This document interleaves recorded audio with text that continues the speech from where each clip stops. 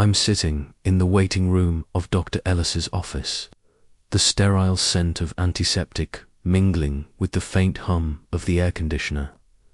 My fingers drum against the armrest of the chair, a nervous habit I've never quite shaken. The room is small, with pale blue walls and a single framed print of a serene beach that feels oddly out of place. I'm here for a routine checkup, nothing serious, but my stomach twists anyway. Hospitals, clinics, doctors, they've always made me uneasy. Too many memories of rushed visits and bad news from years ago when my dad was sick. I shake the thought away and glance at my phone. 5 minutes past my appointment time. Typical, the receptionist, a woman with a tight bun and a kind smile, calls my name. Nathan Carter. I stand, smoothing my jeans, and follow her down a short hallway to an exam room. She hands me a clipboard with a form to fill out, but I barely glance at it before the door swings open again. And there he is, Dr. Ellis. Except he's not what I expected. He's younger than I pictured. Maybe mid-30s, with dark hair that's just starting to grey at the temples. His eyes are a warm hazel, and there's a quiet confidence in the way he moves, like he's done this 1,000 times but still cares about getting it right. He's wearing a white coat over a navy button-up, sleeves rolled to his elbows, and there's a stethoscope draped around his neck. He smiles, and it's the kind of smile that feels personal, not practiced. Nathan, right? He says, extending a hand. I'm Dr. Lucas Ellis. Good to meet you. I shake his hand, and it's warm, steady. Yeah, hi, Nathan. My voice sounds tighter than I'd like, and I clear my throat, trying to play it cool. I'm not sure why I'm suddenly so. Maybe it's the way he looks at me, like he's actually seeing me, not just another patient to check off the list. He gestures to the exam table, and I sit, the paper crinkling under me. So, what brings you in today? He asks, flippin' through my chart. His voice is calm, with a slight drawl that makes me think he's not from around here. Somewhere south, maybe. Just a checkup, I say, shrugging. My boss made me get one for the new insurance plan. I'm fine though, I feel fine. He nods, jotting something down. Good to hear, but let's make sure everything's as fine as you say. There's a teasing edge to his tone, and I catch myself smiling despite the nerves. He sets the chart aside and pulls the stethoscope from around his neck. I'm going to start with a quick listen to your heart and lungs, okay. I nod, and he steps closer. The room feels smaller now, the air heavier. He's standing just in front of me, close enough that I can smell the faint cedar of his cologne. He presses the stethoscope to my chest, his fingers brushing the fabric of my shirt. Take a deep breath, he says, and I do, though it feels like my lungs are working harder than they should. His brow furrows slightly as he listens, moving the stethoscope to different spots. His touch is professional, but there's something gentle about it, like he's aware of the weight of his hands. Everything's sounding okay? I ask, trying to fill the silence. My voice comes out quieter than I mean it to. He glances up, and our eyes meet for a moment longer than necessary. So far, so good, he says, but there's a flicker of something in his expression. Curiosity. Maybe, or am I imagining it? He steps back, looping the stethoscope around his neck again. Your heart's strong. A little fast, maybe, but that could just be the nerves of being here. I laugh, a short, awkward sound. Yeah, I'm not a fan of doctors' offices. Most people aren't, he says, leaning against the counter. But you're doing great. Any complaints? Headaches? Fatigue? Anything like that? I shake my head. Nah, I'm good. I mean, I work long hours, so I'm tired sometimes, but who isn't? He tilts his head, studying me. What do you do? Graphic designer, I say. Mostly freelance, but I just landed a gig with a marketing firm, hence the insurance and the checkup. Creative type, huh? His smile widens, and I notice the faint lines at the corners of his eyes. They make him look real, lived in. That's cool. I can't draw a stick figure to save my life. I chuckle, relaxing a little.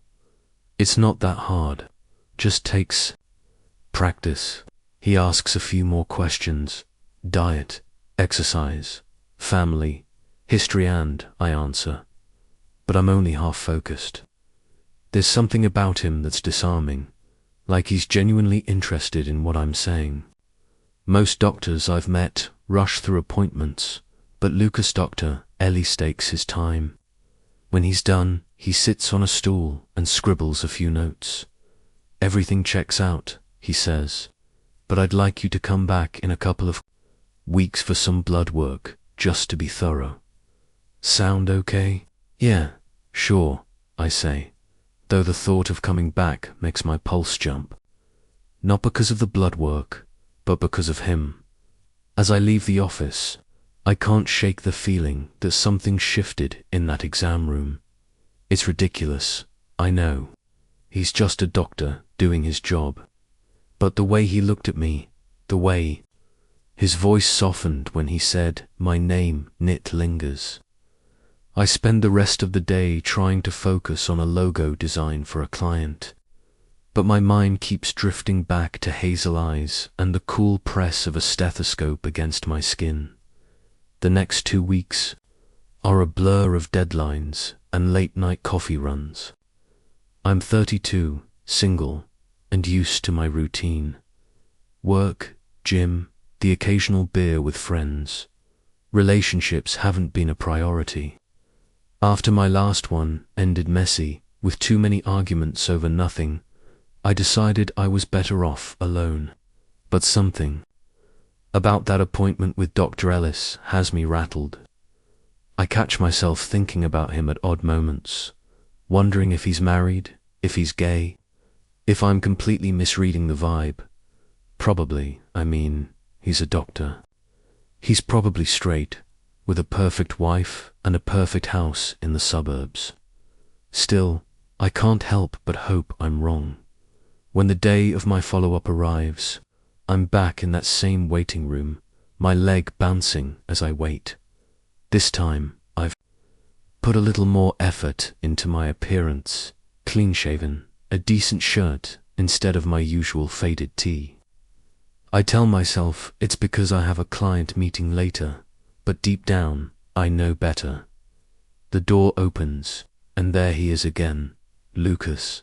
He's in a light grey button-up today, still with that stethoscope slung around his neck like it's an extension of him.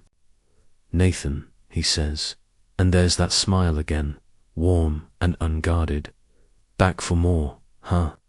"Couldn't stay away," I say, and immediately want to kick myself. Too flirty, too obvious.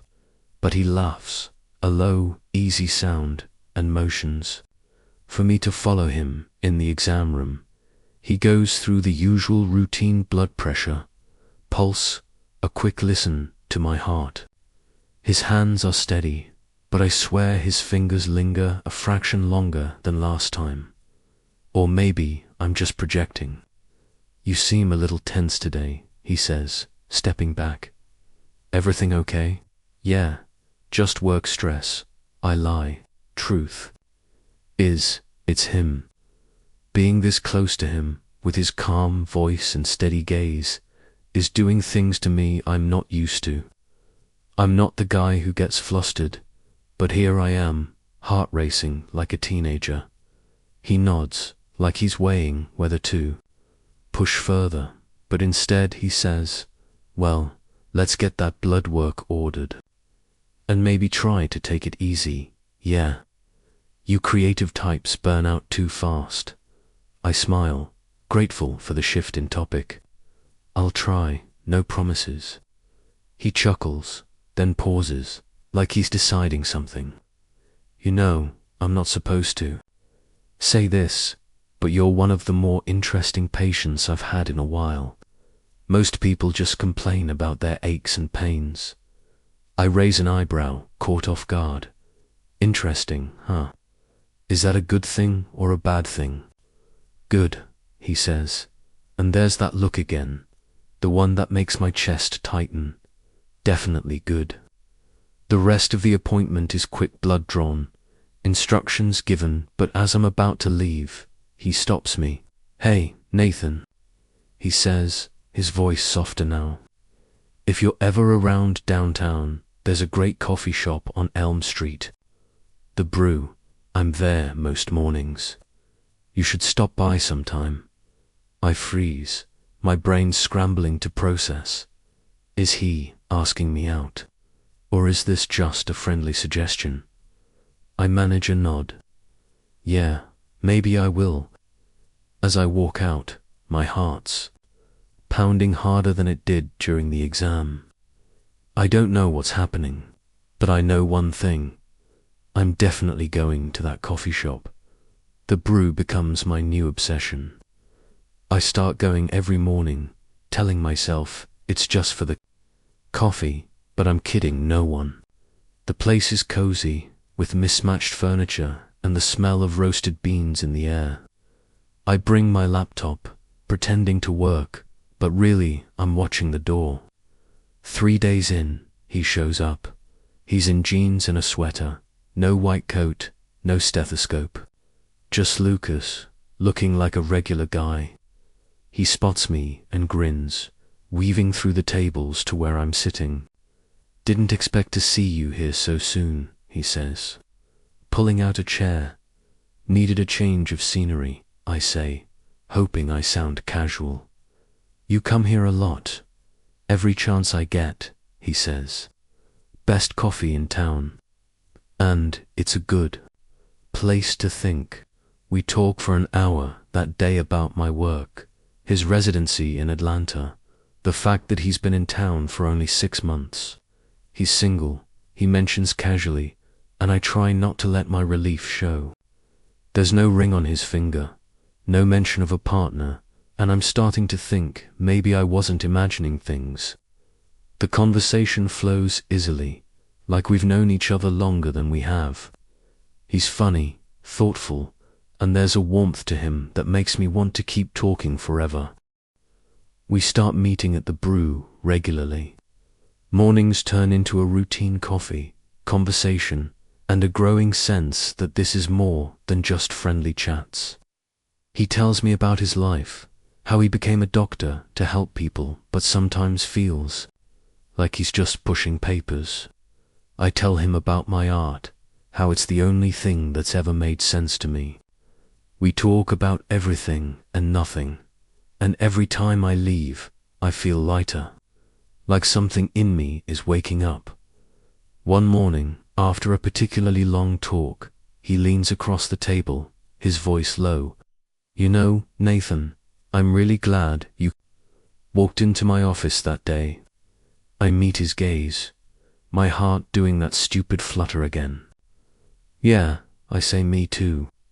It's been 2 months since that first appointment, and I'm falling hard. Lucas and I are spending more time together. Coffee dates turn into dinners, then walks in the park, then a movie night at his place. He's careful though, like he's holding back, and I get it. He's a doctor, I'm his patient. There's a line, and he's trying not to cross it. But the way he looks at me, the way his hand brushes mine when we're walking, it's clear he feels something too. One night, we're at his apartment, a small but cozy place with bookshelves stuffed to the brim and a view of the city lights. We're on the couch, a half-empty pizza box on the coffee table, when he turns to me. Nathan, he says, and his voice is different now, serious. I need to be honest with you. I like you a lot. But this, it's complicated. I could get in trouble being your doctor and all. I swallow, my throat tight. Then stop. Being my doctor, I say, half joking, but there's truth in it. I don't care about that. I care about you. He looks at me for a long moment, then leans in, and before I know it, his lips are on mine. It's soft, tentative, but it feels like everything I've been waiting for. When he pulls back, his eyes are searching mine. You sure about this? He asks. More sure than I've ever been, I say, and I mean it. That kiss changes everything. Lucas refers me to another doctor, and we stop pretending this is just friendship. We're careful at first, keeping things quiet, but it's hard to hide how I feel when I'm with him.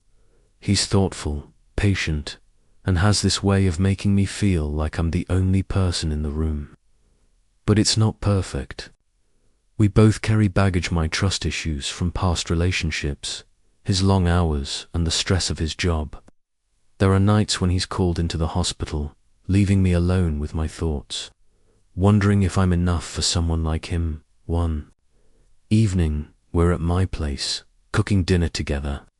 He's chopping vegetables, and I'm stirring a sauce that's probably going to be terrible because I'm distracted by how good he looks in my kitchen. You ever think about the future? I ask, trying to sound casual. He glances up, a carrot in one hand, knife in the other. All the time, he says. Yeah, I admit. I mean, I didn't used to, but now, I don't know. I can see something with you. His smile is soft, but there's a shadow in his eyes. I want that too, he says. But my life's messy, Nathan. The hours, the emergencies. It's not easy being with someone like me. I step closer, taking the knife from his hand and setting it down. I don't want easy. I say, I want you. He pulls me into a hug, and I feel the tension in him, the weight of everything he carries. You're too good for me, he murmurs, but I shake my head. Not even close, I say, and we stand there, holding each other. The kitchen filled with the quiet hum of something real, something worth fighting for. The months that follow are a mix of joy and struggle. We navigate the challenges of our lives, my freelance gigs that keep me up until dawn, his shifts that leave him exhausted. There are moments of doubt, moments when I wonder if we're moving too fast or if I'm ready for something this serious. But every time I see him, every time he smiles or takes my hand, I know I'm in this for the long haul. One night, we're lying in bed, the city lights filtering through the blinds. He's tracing patterns on my arm, and I'm half asleep, content. In a way I never thought I could be. You know, he says, his voice barely above a whisper, that day you walked into my office, I wasn't expecting you. Not just as a patient, but you changed everything. I turned to face him, my heart full. You changed everything too, I say, and as I kiss him, I know this is just the beginning. Whatever comes next, we'll figure it out together. Asterisk, it's been 6 months since that first kiss in Lucas's apartment, and I'm still getting used to the way my life feels now, like it's bigger, fuller, but also more fragile. I'm lying on my couch, sketching in my notebook, when I hear the key turn in the lock. Lucas walks in, his hair must from a long shift, his eyes tired but brightening when they land on me. He's got a takeout bag in one hand, and the smell of Thai curry follows him into the room. Hope you're hungry, he says, kicking off his shoes and dropping onto the couch beside me. Starving, I say, setting my sketchbook aside. I lean over to kiss him, and it's soft, familiar, but still sends a spark through me. He tastes like coffee and hospital air, and I don't care. These moments, when he's here, when it's just Ozar, what I live for now. We eat on the floor, plates balanced on our knees, talking about nothing and everything. He tells me about a patient who made him laugh today, a kid who insisted on drawing a smiley face on his cast. I tell him about a client who keeps changing their mind about a logo design, driving me up the wall. It's easy, this rhythm we've found, but there's an undercurrent I can't ignore. Things have been great, even, but there's a weight to Lucas lately, a quiet tension I don't know how to name. You okay? I ask, setting my plate down. He's picking at his food, which isn't like him. Usually, he inhales anything with lemongrass in it. He glances up, and for a second, I see something raw in his eyes, worry, maybe, or exhaustion. Yeah, he says, but it's too quick. Just a long day. I don't push, but I reach for his hand, lacing our fingers together. His thumb brushes over my knuckles, and he smiles, but it doesn't quite reach his eyes. You sure? I say, softer this time. He sighs, leaning back against the couch. It's just work, he says. We're short-staffed, and I'm pulling. Doubles again, it's a lot. I nod, squeezing his hand. You don't have to carry it all, you know. You can talk to me. He looks at me then, really looks. And there's a moment where I think he's going to say something big, something that'll change the air between us. But instead, he pulls me closer, kissing my forehead. I know, he murmurs. I'm lucky to have you. I want to believe it's enough, that I'm enough. But that night, as we lie in bed, his arm heavy across my waist, I can't shake the feeling that something's shifting. Like there's a storm coming, and we're just standing in the calm before it hits. The next few weeks are a blur of routine and stolen moments. Lucas's schedule gets worse. More night shifts, more emergencies. I try to be understanding, but it's hard when I'm waking up to an empty bed or eating dinner alone. I fill the time with work, sketching until my hands ache, but it's not the same. I miss him, and it's not just the physical absence. It's the way he's been quieter, more distant, even when he's right next to me. One evening, I'm at the brew, our old haunt, waiting for him to meet me after a shift. The place is quieter now, the summer crowd gone, replaced by a few regulars. Hunched over laptops, I'm nursing a latte, scrolling through my phone when he walks in. He looks wrecked dark, circles under his eyes, his shoulders slumped like he's carrying the world. But when he sees me, he smiles, and it's like the sun breaking through clouds. Hey, he says, sliding into the seat across from me. Sorry. I'm late, got held up at the hospital. It's okay, I say, though it's not entirely true. I'm trying not to be that geether, one who makes a big deal out of nothing, but it's been weeks of this, and I'm starting to feel like I'm losing him. You look like you need this more than me. I push my coffee toward him. He laughs, a tired sound, and takes a sip. You're a lifesaver, Nathan. We talk for a while, catching up on the little things, but I can tell his mind's somewhere else. Finally, I can't hold it in anymore. Lucas, I say, leaning forward. What's going on? You're here, but you're not here. Talk to me. He sets the cup down, his fingers lingering on the handle. For a long moment, he doesn't say anything, and my stomach twists. I got an offer, he says finally, his voice low. A job in Seattle. It's a good one. Better pay, better hours. A chance to actually make a difference instead of just putting out fires. I blink, the words sinking in slowly. Seattle, across the country. Wow, I say, because it's all I can manage. That's big. Yeah, he says, his eyes searching mine. I haven't decided anything yet. I wanted to talk to you first. My heart's pounding, but I try to keep my voice steady. What do you want to do? He exhales, running a hand through his hair. I don't know. Part of me wants to take it. It's a fresh start, you know. But he trails off, looking at me like I'm the answer to a question he hasn't asked. Yet, but what? I say, my throat tight. But you're here, he says, and his voice cracks just enough to break me. Nathan, I don't want to lose you. But I also don't want to keep dragging you through this my crazy hours, my stress. You deserve better than that. I shake my head, leaning closer. Don't do that. Don't decide what I deserve. I want you, Lucas. Messy, schedule and all. If you want to go to Seattle, we'll figure it out, together.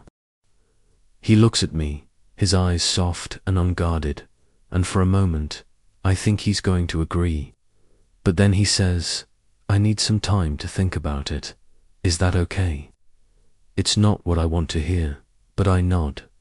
Yeah, take all the time you need. The next month is torture. Lucas doesn't bring up Seattle again, but it's there, hanging between us like a shadow. We still see each other, still laugh and kiss and hold each other. But there's a fragility to it now, like we're both afraid to push too hard. I throw myself into my work, taking on more projects than I can handle, hoping it'll drown out the fear that he's going to leave.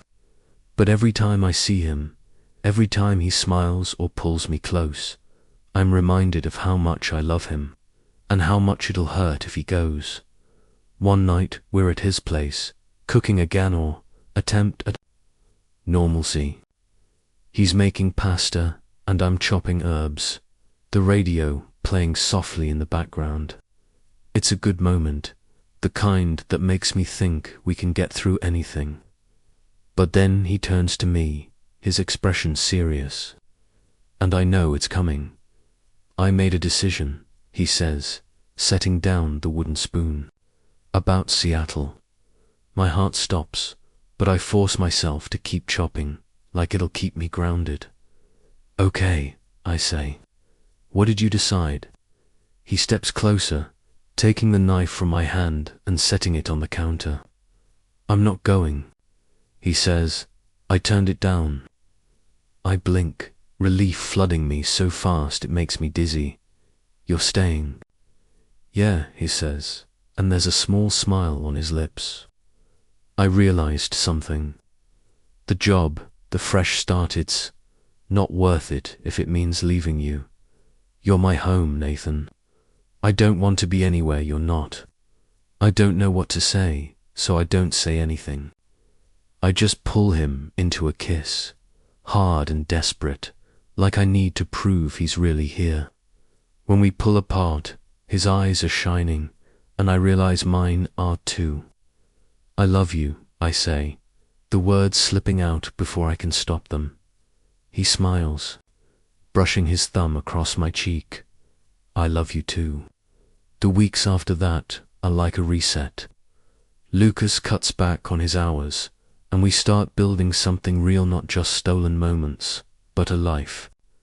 We talk about moving in together, about what we want down the road. It's not perfect, there are still late nights, still arguments over stupid things like whose turn it is to do the dishes, but it's ours. And it's enough, one evening. We're walking through the park near my apartment, the air crisp with the first hint of fall. He's holding my hand, his fingers warm against mine, and I'm hit with this overwhelming sense of gratitude.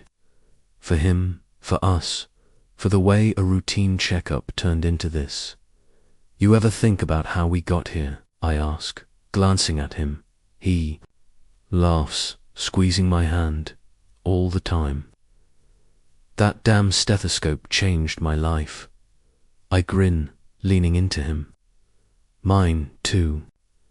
As we walk, the city lights twinkling around us, I know this is just the start. There'll be challenges, doubts, moments when we'll have to fight for each other, but I also know we're worth it. Lucas is worth it. And as long as we're together, I'm ready for whatever comes next.